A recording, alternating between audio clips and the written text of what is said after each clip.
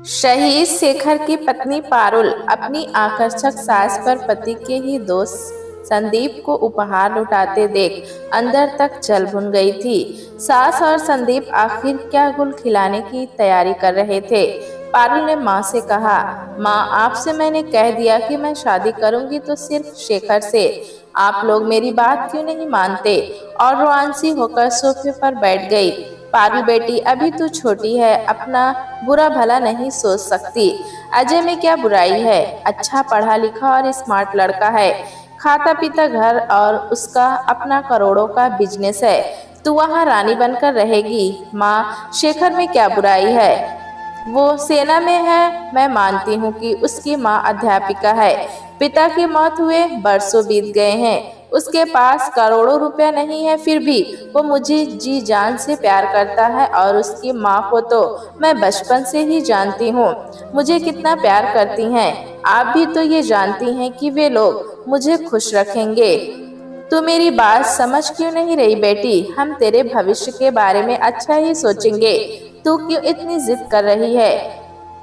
माँ आपने भैया की पसंद की शादी की है और वो लड़की गरीब घर की ही है। जब मैं अपनी पसंद की शादी करना चाह रही हूँ तो ये लड़की और लड़के का भेद कैसा? जब आप लोग गरीब घर की लड़की ला सकते हैं तो अपनी लड़की की शादी गरीब घर में क्यों नहीं कर सकते? मुझे धन दौलत का बिल्कुल लालच नहीं है। मैं तो इतना चाहती हूँ कि मेरा होने वाला पति मुझे प्यार करे और 2 वक्त की रोटी खिला सके। पारुल की जिद के आगे घर वालों की एक ना चली। उसके पिता रमेश ने कहा, ठीक है, हम अपनी बेटी की शादी उसकी मर्जी से ही करेंगे। पारुल और शेखर की शादी धूमधाम से हो गई। शेखर की माँ ने पारुल की माँ से कहा, बहन जी हमें आपकी बेटी मिल गई, बस हमें और कुछ दान दहेज नहीं चाहिए। हमारे लिए तो पारुल ही सबसे बड़ा दहेज है। पारुल की माँ कांता ने कहा, बहन जी हम अपनी बेटी को दान दहेज तो देंगे ही। आप बताइए आपको और क्या चीज पसंद है? हीरे का सेट या कुंदन का? वो भी हम आपको देंगे, आखिर हम लड़की वाले हैं। शेखर और पारुल ये सब सुन रहे थे। शेखर ने हाथ जोड़कर पारुल की माँ से कहा, मम्मी मैं और मेरी माँ दान दहेज लेने और देने दोनों के खिलाफ हैं, इसलिए हम आपसे क्षमा चाहते हैं। अगर आपकी बेटी पारुल कुछ लेना चाहती है तो हमें कोई आपत्ति नहीं, लेकिन हमें कुछ नहीं चाहिए। पारुल ने अपनी मम्मी से कहा, माँ जब आप जानती हैं कि शेखर का परिवार दान दहेज लेना नहीं चाहता तो आप जिद मत कीजिए। आप जानती हैं कि मुझे भी गहने पहनने का शौक नहीं है, इसलिए मुझे भी कुछ नहीं चाहिए। ये सुन कांता चुप रह गई। पारुल अपनी ससुराल आकर बहुत खुश थी। शेखर और उसकी माँ पारुल को बहुत प्यार करते थे और उसे किसी चीज की कमी नहीं होने देते थे। शेखर की माँ सरोजनी जिस कॉलेज में पढ़ाती थी, वहाँ के सभी अध्यापकों और कर्मचारियों को अपने यहाँ दावत पर बुलाया, अपनी बहू से मिलवाया और उसकी खूब तारीफ की। सरोजनी भी बहुत हिम्मत वाली महिला थी। शेखर जब छोटा था तभी उनके पति की दुर्घटना में मौत हो गई थी। तब से उन्होंने शेखर को माँ बाप दोनों का प्यार दिया और खुद को भी अकेले जीवन पथ पर साहस पूर्वक आगे बढ़ने के लिए तैयार किया। वे लगभग 45 साल की होंगी, लेकिन उन्होंने अपने आप को इतना फिट रखा हुआ है कि कोई कह नहीं सकता कि वे शादीशुदा बेटे की माँ हैं।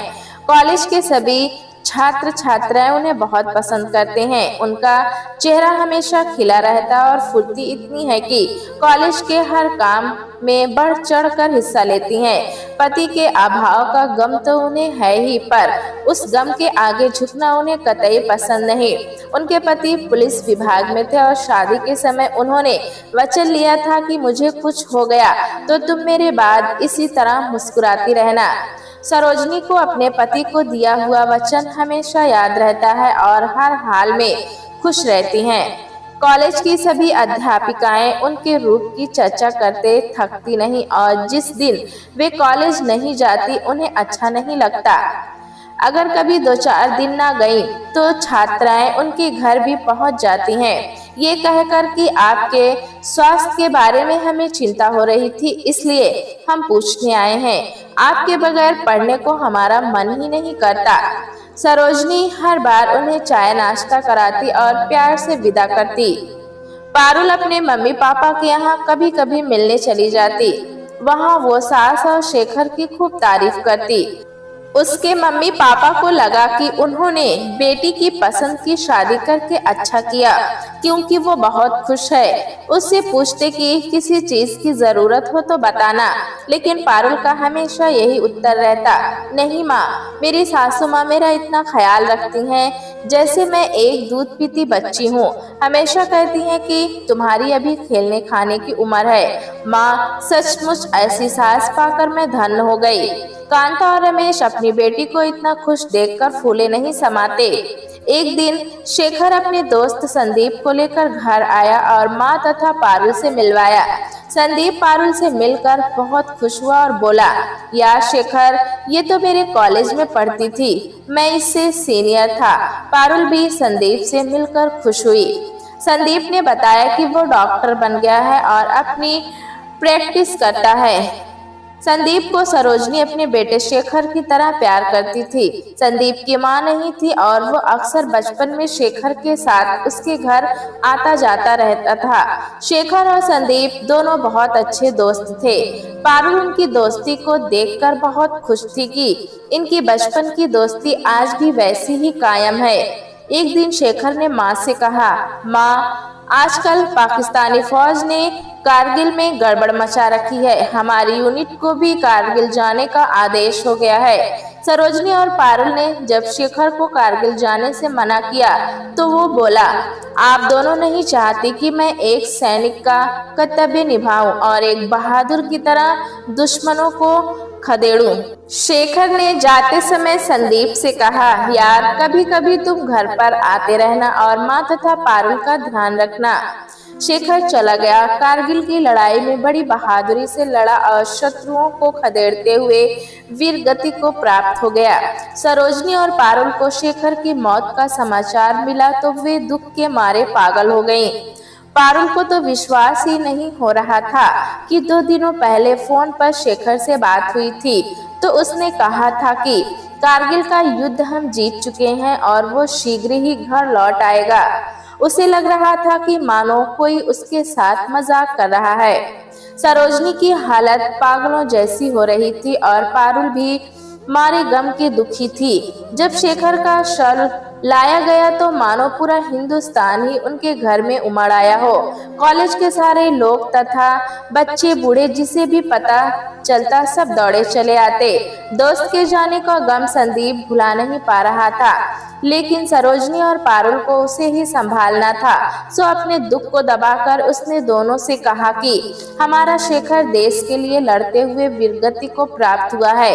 कितने लोग उसे श्रद्धांजलि देने आए हैं। हमें हिम्मत से काम लेकर उसे अंतिम विदाई देनी चाहिए। सेना के जवानों ने बड़ी धूमधाम से पूरे सैनिक सम्मान के साथ तोपों की सलामती से शेखर का अंतिम संस्कार किया। पारुल और सरोजनी घर में अकेली रह गईं। अब सरोजनी को ही पारुल को हिम्मत बढ़ाने का काम करना पड़ा। वे बोली, बेटी, जाने वाला तो चला गया, तुम अब इस दुख से बाहर निकलने की कोशिश करो और खुद को मजबूत बनाओ। मैं माँ हूँ और मैं नहीं चाहती कि मेरी बेटी इस तरह गुमसुम बनी रहे। जो होने को मंजूर था वो हो गया, उसके आगे किसी का बस नहीं चलता। सरोजनी ने पारुल को अपनी बाहों में भरकर सीने से चिपटा लिया और कहा, बेटी, मैं चाहती हूँ तुम कुछ करो। घर में खाली बैठे रहने से तुम्हारा मन और भी उदास हो जाएगा। तुम्हारी पढ़ाई बीच में रह गई थी, अब तुम एमए की परीक्षा की तैयारी करो। इस बीच पारुल के माता पिता उसे लेने के लिए आए तो सरोजनी के कुछ बोलने से पहले पारुल बोल पड़ी, डैडी, शेखर ने जाते समय इनकी देखभाल की जिम्मेदारी मुझे सौंपी थी, सो मैं इन्हें अकेले छोड़कर नहीं जा सकती। दोनों मायूस होकर चले गए। सरोजनी ने पारुल को अपने ही कॉलेज में दाखिला दिला दिया। पारुल की मेहनत का नतीजा ये हुआ कि उसने एमए प्रथम श्रेणी से पास करने के बाद बीएड की परीक्षा भी पास कर ली। धीरे धीरे समय बीतने लगा। पारुल में भी आत्मविश्वास आने लगा और उसकी नौकरी भी उसी कॉलेज में लग गई जहां सरोजनी पढ़ा रही थी। इन सालों में संदीप उनके घर आता जाता रहता था और समय समय पर आवश्यकता पड़ने पर घर का जरूरी काम भी कर दिया करता था। सरोजनी ने महसूस किया कि संदीप पारुल में दिलचस्पी ले रहा है। वो किसी न किसी बहाने दोनों को अकेला छोड़कर चली जाती। संदीप सरोजनी को माँ की तरह बहुत प्यार करता था और दोनों ऐसे बातें करते जैसे कोई दोस्त हो। संदीप एक दिन सरोजनी को साड़ियाँ दिखाने ले गया और बोला, ये सब आपको पसंद आएंगी और आप इनमें बहुत सुंदर लगेंगी। पारुल को ये अच्छा नहीं लगा। वो मन ही मन अपनी सास से चिढ़ने लगी। फिर एक दिन संदीप एक हीरे का सेट लाया और बोला, मैडम सरोजनी, आपको ये सेट पहना हुआ देखने का मन है, ये आप पर बहुत जचेगा। सरोजनी बोली, अरे संदीप, जो तुम्हें पसंद है वो हमें भी पसंद है। ये सुनकर पारुल मन ही मन सोच रही थी कि इस बुढ़िया को तो मैं देवी समझती थी और ये अब अपना असली रंग दिखा रही है। अपने शहीद बेटे शेखर की कमाई वो इन साड़ियों और हीरे के हारों में उड़ा रही है। पारुल ऊपर से तो कुछ न कहती, लेकिन उसके चेहरे को देखकर सरोजनी साफ समझ रही थी कि ये बात पारुल को पसंद नहीं आ रही है। सरोजनी ने कहा, अरे पारुल बेटी, मुझे कुछ काम याद आ गया है। तुम संदीप को चाय पिलाओ, मैं अभी 2-3 घंटे में कॉलेज के काम को निपटा कर आती हूँ। इतना कहकर वे चली गईं। संदीप ने पारुल से कहा, पारुल, तुम बहुत सुंदर हो, अपनी सेहत का ख्याल रखा करो। शेखर को शहीद हुए आज 4 साल बीत गए हैं। देखो तुम्हारी सासू माँ तुम्हारे बारे में कितना सोचती हैं। पारुल मन ही मन संदीप को चाहने लगी थी और गुस्से को दबाकर बोली, हाँ वो तो मुझे दिखाई दे ही रहा है। पारुल उठकर संदीप के लिए चाय बनाने जाने लगी तो कारपेट में उसका पांव फंस गया और वो संदीप की गोद में जा गिरी। संदीप ने उसे अपनी बाहों में भर लिया। पारुल को लगा मानो वो कुछ पलों के लिए ही सही शेखर की बाहों में आ गई हो। उधर सरोजनी एक पंडित को लेकर दाखिल हुई तो पारुल एकदम सिट पिट कर खड़ी हो गई। सरोजनी ने कहा, संदीप, पंडित जी ने 20 तारीख को शादी का मुहूर्त निकाला है। पारुल दंग रह गई। इस उम्र में माँ जी शादी करेंगी तो लोग क्या कहेंगे, पर मन महसूस कर रह गई। शादी के कार्ड छप कर आए तो सरोजनी ने पारुल से कहा, बेटी ये कार्ड देख लो, मैंने और संदीप दोनों ने मिलकर इसे चुना है, देखो तुम्हें पसंद है या नहीं। पारुल ने उत्तर दिया, मम्मी, मेरे देखने ना देखने से क्या फर्क पड़ता है, करनी तो आपको अपने मन की है। थोड़ी देर बाद जब किसी काम से सरोजनी अंदर चली गई तो पारुल ने कार्ड उठाकर देखा और पढ़ा तो संदीप और पारुल के नाम छपे थे। यह देखकर वो दंग रह गई और रोने लगी। रोते हुए पारुल अंदर गई और सरोजनी से लिपट कर बोली, मम्मी, मैं तो ना जाने आपके बारे में क्या क्या सोच रही थी, आप मुझे माफ कर देना। बेटी, मैं सब जानती हूँ कि संदीप तुम्हें चाहता है और तुम भी संदीप को पसंद करने लगी हो। अरे पगली, संदीप तो मेरे बेटे की तरह है और ये सारा नाटक मैंने और संदीप ने तुम्हारे मन का भाव जानने के लिए किया था। मैं तुम दोनों को इसलिए अकेला छोड़कर चली जाती थी कि तुम दोनों एक दूसरे को जान लो। पारुल सरोजनी के पैरों पर गिर पड़ी और बोली, मैंने एक माँ पर शक किया, मैं क्षमा के योग्य कभी नहीं हो सकती। बेटी, दुनिया में तुम्हारे सिवा मेरा और कौन है, तुम तो मेरी बेटी भी हो और बेटा भी। ये मेरी तरफ से तुम्हारे नए जीवन के लिए एक छोटी सी भेंट है। शेखर की मौत के बाद उसे वीर सम्मान के साथ जो 20 लाख रुपए मिले थे, उनका ड्राफ्ट मैंने तुम्हारे नाम से बनवाया था। पारुल को इस बात का बिल्कुल पता नहीं था। वो तो मन ही मन सोच रही थी कि सास उन्हीं पैसों से सब कुछ खरीद रही है जो उसके पति के मरने के बाद उन्हें मिले थे। आज उसे अपनी गलत सोच पर बहुत पछतावा हो रहा था। पारुल और संदीप का विवाह बड़ी धूमधाम से हुआ। विवाह के बाद दोनों खुशी खुशी रहने लगे। पारुल ने एक प्यारी सी बेटी को जन्म दिया जिसका नाम उन्होंने शिखा रखा। उनका घर सरोजनी के घर के पास ही था और दिन रात सरोजनी से मिलते रहते थे। पारुल ने अपनी बेटी अपनी माँ सरोजनी के कदमों में डाल दी और बोली, माँ, मैं चाहती हूँ कि इसे आप अपनी छत्र छाया में रखें और अपने जैसा बनाएं। सरोजनी ने आगे बढ़कर शिखा को अपने गले से लगा लिया और उस पर चुंबनों की बौछार करने लगी। प्यारे दोस्तों, कहानी कैसी लगी हमें कमेंट में जरूर बताएं। चैनल पे नए हैं तो एक लाइक और सब्सक्राइब करना ना भूले।